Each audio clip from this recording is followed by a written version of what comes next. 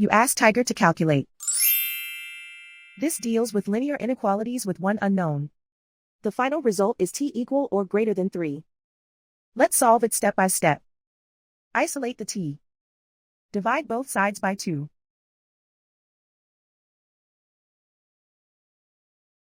Simplify the fraction.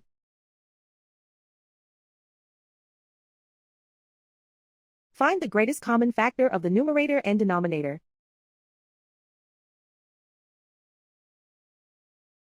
Factor out and cancel the greatest common factor.